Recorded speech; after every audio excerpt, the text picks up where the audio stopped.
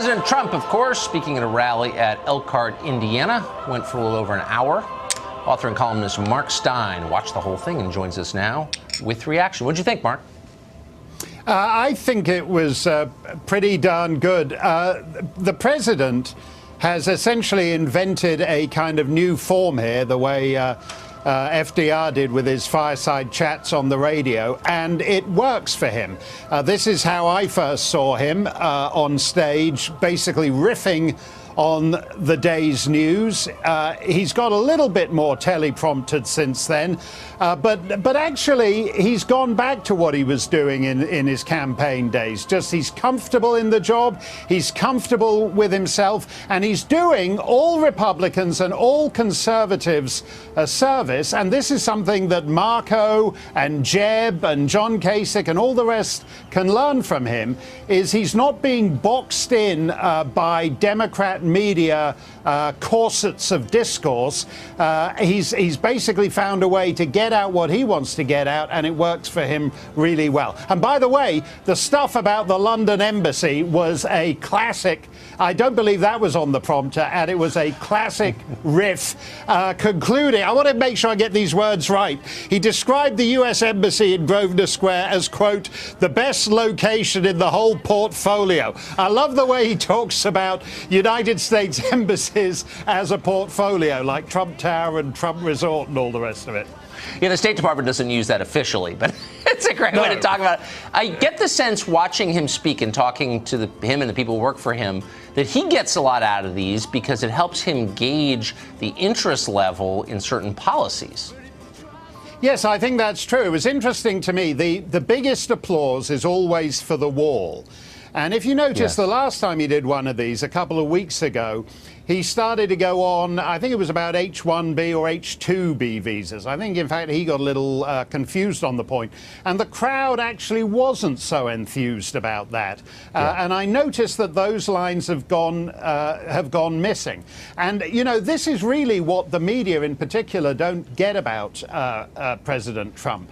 They're very hung up on literalism. He's actually playing, in a sense, he's playing a stage character. So when they get annoyed about things, I mean, for example, he said tonight, oh, Mike Pence, he's doing an unbelievable job, which kind of reminded me about what Chuck Schumer got mad at him for saying about Kim Jong-un. And I can well imagine that in Singapore, Trump's putting his arm around him and saying, hey, Rocket Man, you're doing an unbelievable job. You look fabulous. Lose some weight. You're looking like Macron. It's terrific. What they don't understand is like, you know, the media are bone-crushingly literal about this. He's like a great actor or a great singer. He's playing the subtext, not just merely the dialogue on the surface. And you'd think these moronic celebrity critics of his would figure that out. Why is Alec Baldwin's impersonation of Trump such a big nothing? It's because Trump is actually playing Trump better than this brilliant actor plays him. He's playing the subtext. And that's, by the way, that's what, not to go all actor studio on you, Tucker, that's what Alec Baldwin... That's what Alec Baldwin does when he does his hilarious Tony Bennett impression. He's playing the subtext. But he can't get beyond the politics, and he can't get beyond the surface lingo when he does Trump. Trump is a genius like this, and that's what all these crowds get. Even when the words appear to be saying something else, they get what he's really saying. This is something, you know, if there was political staff college, they'd be teaching these things in 20 or 50 years. I think maybe what he's saying most of all is, I care about you. I'm interested in what you have to say, and that people want to hear that more than anything. Absolutely. And what's interesting to me is when you leave these rallies, it's not just that people are laughing and people are mouthing along with the slogans, but you also see people with tears welling up in their eyes, because it is so unlike the synthetic, consultant-driven, poll-tested, phony baloney of conventional presidential campaigning. Interesting. Mark Stein, always great to see you. Thank you. Thanks a lot, Tucker. Democrats are upset about speeches like that and about the Trump presidency itself, of course. But for more than a year, they've consoled themselves by looking ahead to the midterms, the 2018 congressional elections. And they thought to themselves, we're going to win big. We're going to take back power. And they may. But recent polls show that Democrats' once massive lead is shrinking, and now to almost nothing. A new poll over at CNN shows that Democrats have only a 3-point advantage on a generic congressional ballot. Is this real? What does it mean? What is going on here? Tom Bevan, co-founder of Real Clear Politics, follows this stuff carefully for a living, and he joins us tonight. So what is this about, Tom, and is it real? Oh, I definitely think it's real, Tucker. You go back and look in mid-December, the Democratic lead in the generic ballot, and that's the question. If the election were held today, would you vote for the Republican or Democrat? Democrats had a 13-point lead. As of today, it's down to 6 in our Real Clear Politics average. And as you mentioned, the CNN poll went from 16-point lead for Democrats 2 months ago down to 3. We've got another poll showing it down to 1 point. So this is real. And it is, just as a point of reference, in 2006, when Democrats won 30 seats, they finished with a 7.9 percentage lead in the generic ballot. And so they're at 6 now, and they need about 24 seats. So I think they're in that range where it's making them very, very nervous. So Republicans in Congress have been assuming for months, I've talked to them, that they're going to lose big and that Nancy Pelosi or whomever is going to be the speaker. Now they think they've got a shot, but they're concerned about intensity. Voter intensity on the left is really, really strong. How meaningful is that intensity? Oh, it's meaningful, particularly in a midterm election where it's all about turning out the base. And Democrats have had advantage in that. But again, back to that CNN poll, that was another finding that I think was disturbing for Democrats. They showed that Republican intensity is up now and was matching the level of Democrats. And if that's the case, it's not at all a sure bet that Democrats would take back the House in November. This is all a little confusing, and Trump's personal approval numbers are confusing given that the Stormy Daniels story, which is the single most important story ever covered by the American news media, I think we both agree on that, has dominated the coverage for the past 3 or 4 weeks, month, 2 months, I don't know how long it's been. That hasn't had an effect. No, in fact, it's just the opposite, Tucker. Back in mid-December was Trump's low point in the Real Clear Politics job approval rating. His average was 37.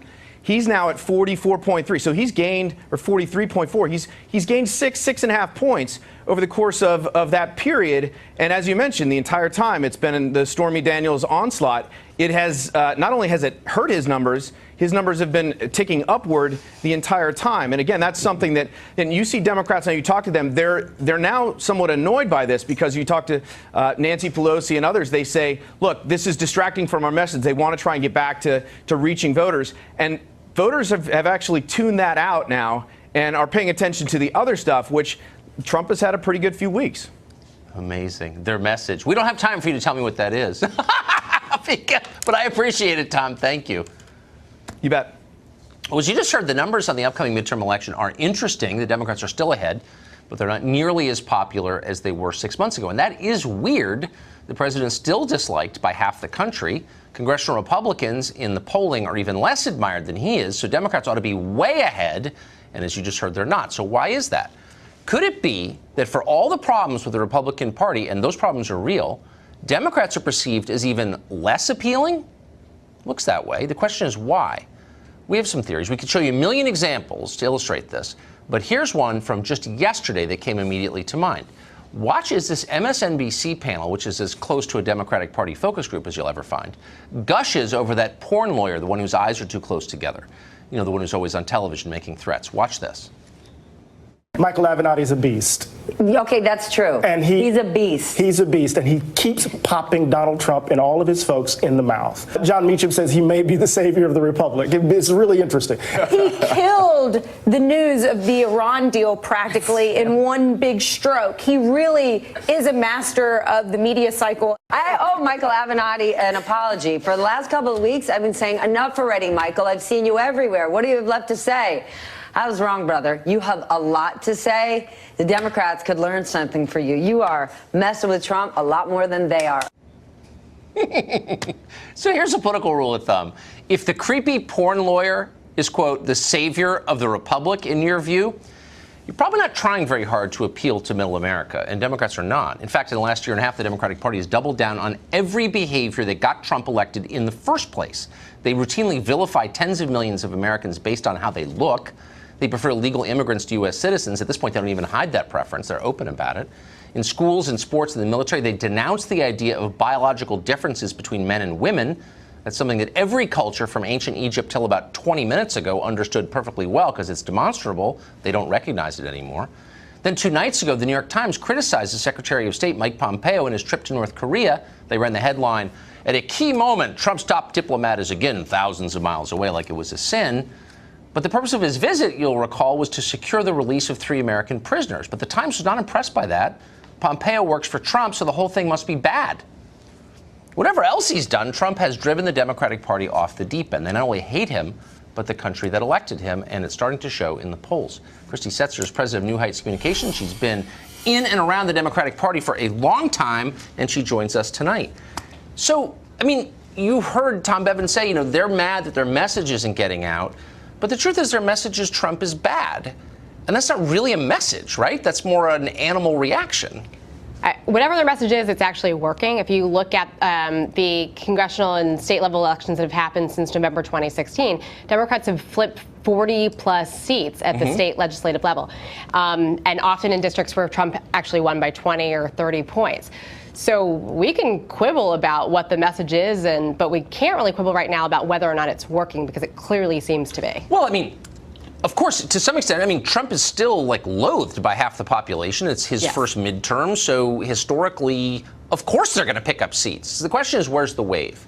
And if you listen to what the message really is, one of the messages is, for example, that there are no differences between the sexes, that biological reality is fake. Nobody's saying that. No, and we need to reorganize society along those lines. That's way more radical than anything Trump has ever said. I would suggest that you point me to the candidate that is saying that and making that their real message. No, look, Democrats are being reasonable in this election. Would it be possible for a Democrat running for office in a Democratic primary to say there are 2 biological sexes, male and female, and that's it? That's what our biology does. If you said that, I would suggest they talk about the economy. No. What do you mean? They're trying to reorganize. Are you joking? They're the ones pushing all these changes on the rest of us, including the bathroom thing and all of this. You couldn't say that in the Democratic Party. No, I'm serious. It's Republicans who are doing the bathroom thing. Again, North Carolina, that was a entirely Republican No one even thing. imagined there were more than 2 sexes until about 20 minutes ago, and it was Democrats. But I'm just saying that's a big change. Maybe biology isn't real, but that's not a mainstream position, and they spent a lot of time talking about it. Does that help? I would say that if you wanted to make the argument to me that Democrats should or should not be talking about impeachment, they should or should not be spending a lot of time on Stormy Daniels and Michael Avenatti, we can have that conversation, and I would be happy to. But there is no mainstream Democratic candidate who is talking about, as you said, the differences in biology. You could say, as a Democrat, I'm serious, because I think it's reordering society is always a big deal. And pretending biology is fake is too. So you could have a Democratic candidate who would say there are 2 biological sexes. That's it. He could get away with that? I don't think that they have been, is what I'm saying. And I think, again, if you look back to the ways that Democrats have been performing up to this point, whatever it is that they're doing is working. There is far more energy. There is more small dollar donations, and that leads into more volunteers, and it leads to a better slate of candidates in the Democratic side. A lot of that is true. I think you're absolutely right. There's probably more energy, more money, and all that. I'm waiting for the wave. We'll see. I hope you'll come back election night. Thank you. Christy Setzer, thank you. Robert Mueller has bitten off a lot. Can he chew it, is the question. The Russian interference narrative is actually headed to court, and he might not like that. That story is next.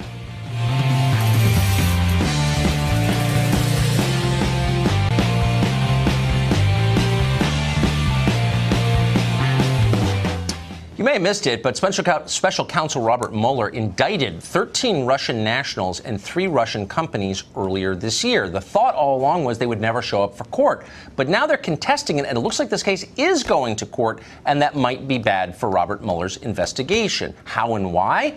No one can answer those questions more succinctly than Joe DeGeneva, who joins us now in studio. Why would it be bad for this to go to trial? Well, because they're not ready for it. They indicted a case prematurely against people that they thought would never show up from Russia. And then one of the Russian companies hired lawyers and sent them to court to say, we're here and we want to plead not guilty and we want a lot of discovery on your criminal case against us. And Mr. Mueller's people objected strenuously. They said, we're not ready for an arraignment. They're not here properly. And the federal judge said to them, Mr. Mueller, you indicted this case.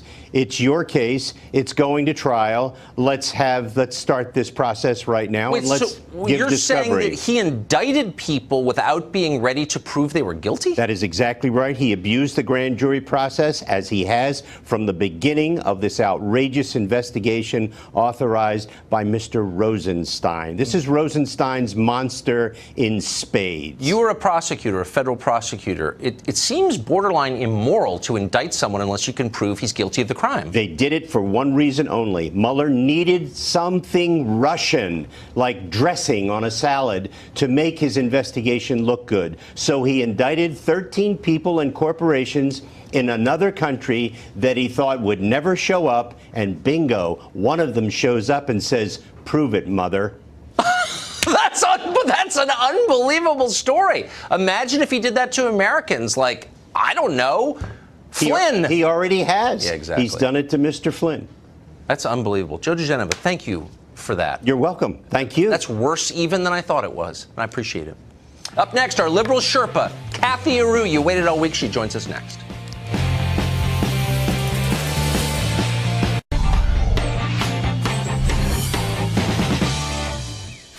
Well, at one high school in New Jersey, girls once had to try out for the cheerleading team, but one mother complained after her daughter didn't make it, so school officials ordered the team to accept everyone without tryouts, setting a brand new precedent that we're sure will become common nationwide. That's why we want to talk to Kathy Aru, our liberal Sherpa, to understand the outlines of this new worldview. Kathy, thanks a lot for coming on. Thank you.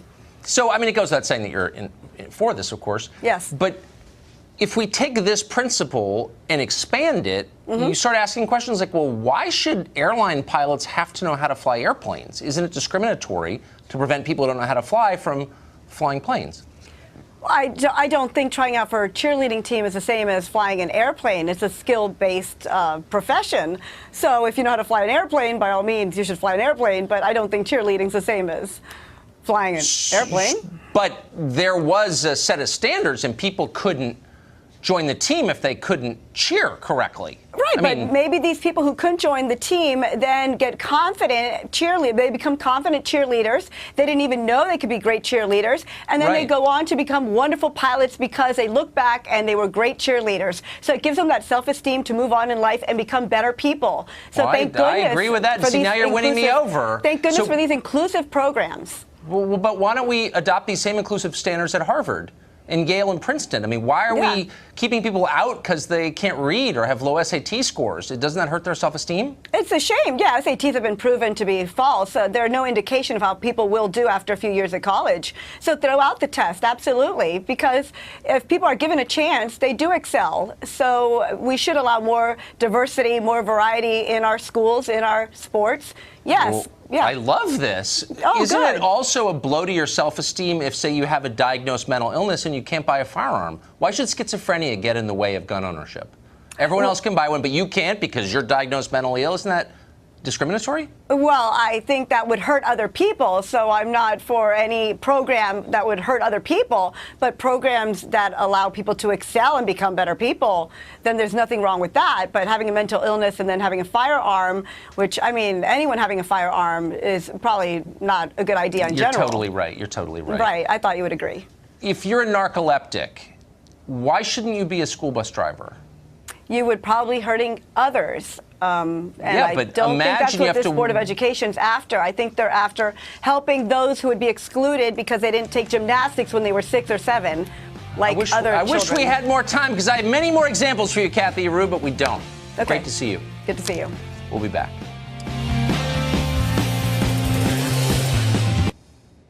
Hard to believe it's over. Like sands through an hourglass, these are the days of our lives. Thanks for joining us tonight. Tune in every night at 8 p.m. to the show that's the sworn enemy of lying, pomposity, smugness, and especially groupthink.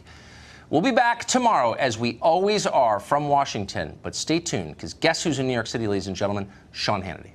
We say this a lot, but documents obtained by Judicial Watch may confirm collusion between Mueller and Comey. In the emails FBI officials advised former Director James Comey to consult with special counsel Mueller before Comey testified to Congress. What?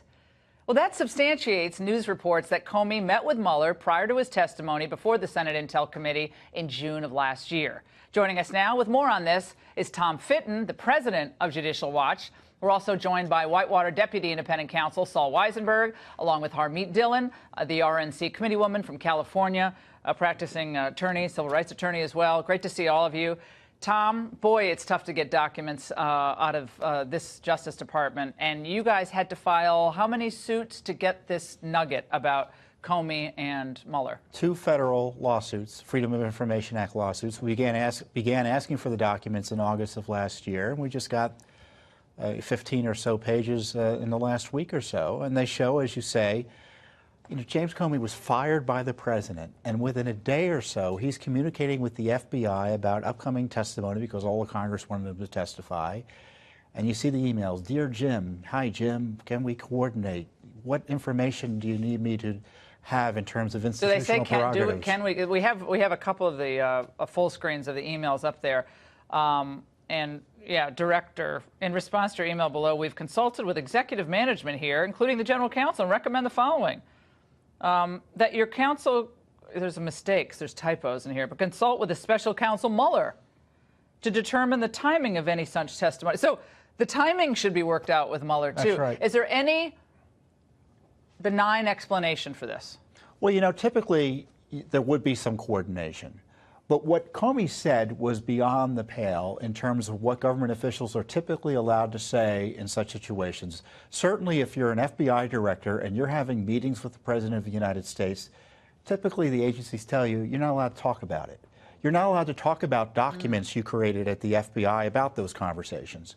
Comey had free rein during his testimony, and it was blessed both by the FBI, it looks like, and by Mr. Mueller. Saul, this is curious, but there are also, as they refer to in this email, there are, I guess they say, institutional privileges or prerogatives that may be presented by any such testimony. So the FBI, Special Counsel's Office, messaging Comey about, we just want to basically coordinate about the concerns, I guess, I don't know, the institutional privileges, things that Comey wouldn't have to reveal, presumably, on Capitol Hill. Do you see any problems with this, the appearance of coordination?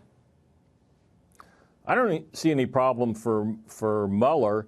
To me, this isn't really new news. I think Comey at the time announced that he was going to consult with Mueller. It's very clear that Comey has had a man crush on Mueller for quite some time and wants to wrap himself in Mueller's glory. But I haven't actually read these latest emails that Tom got.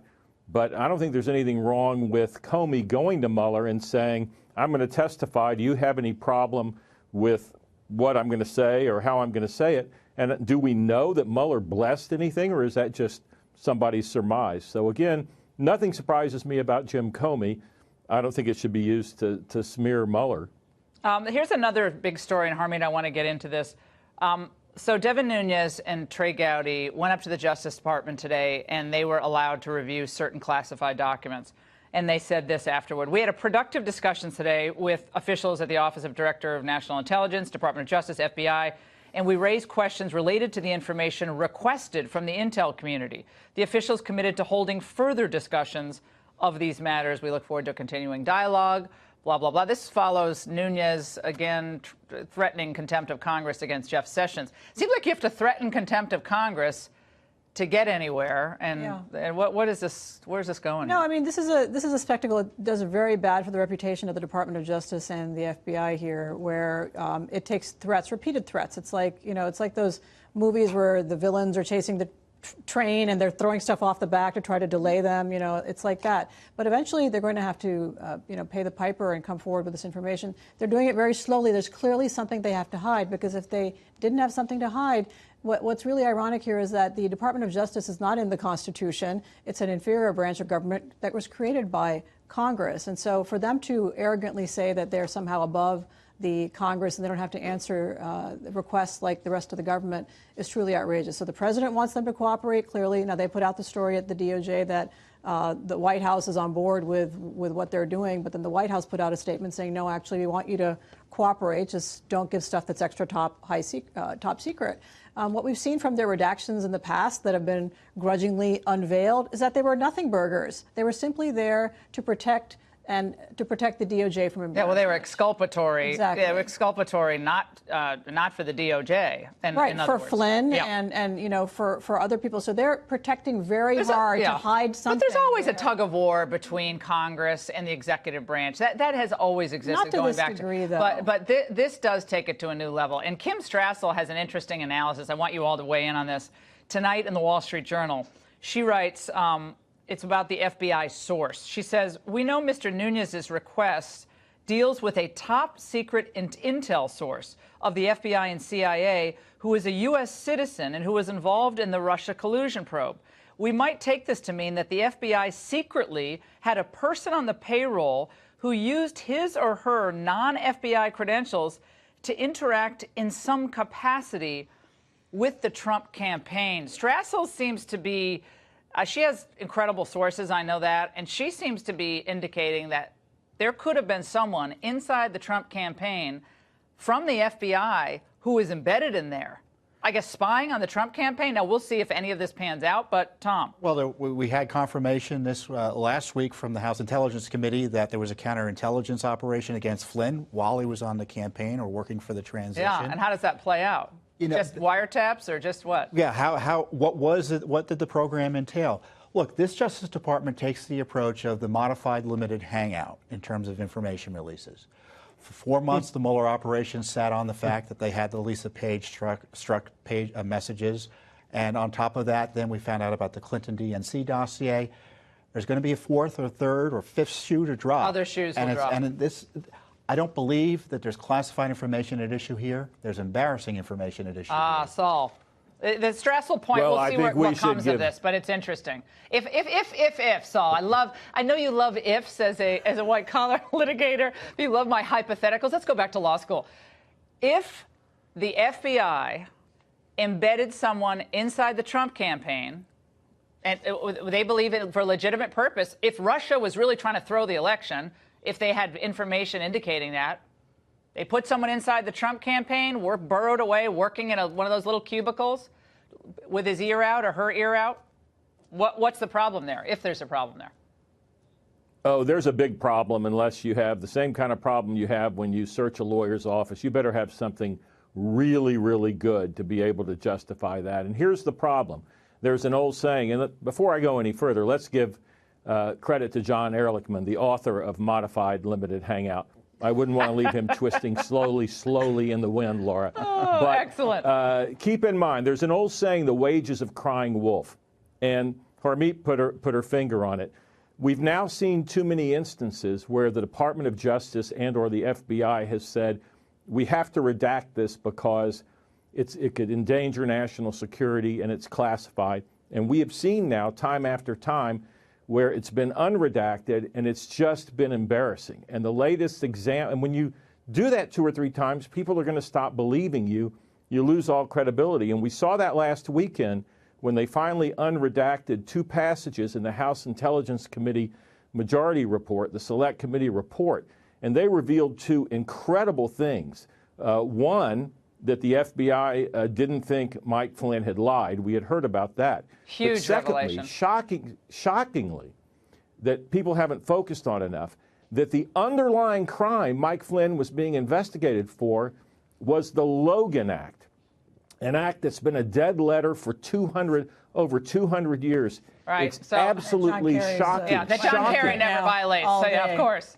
Yeah, so we got 2 pieces of it's really shocking. It's really shocking that Sally Yates would approve and greenlight an investigation of anybody for violating the Logan Act. Now, no one Sally has Yates, ever come on, been let's talk prosecuted. turkey here. I mean, we're way over here, but Sally Yates, I mean, that little hissy fit of a resignation letter. Oh, come on! She marches herself or the agents over to interview Flynn. That whole thing smells like a big fat setup to me. Yates marching. Why do they have any business going to interview Mike Flynn? Mike Flynn didn't even have a lawyer with him. He's like, sure, I'll talk to you. Notice. He didn't think he had any. Of course, they didn't give him notice. Mike Flynn should have never talked to them, but he didn't think anything of it, Saul. He was like, well, you know, whatever. You guys were way over. I want to do an hour with you. I need to have a 5-hour show. I love my guests. Thank you, guys.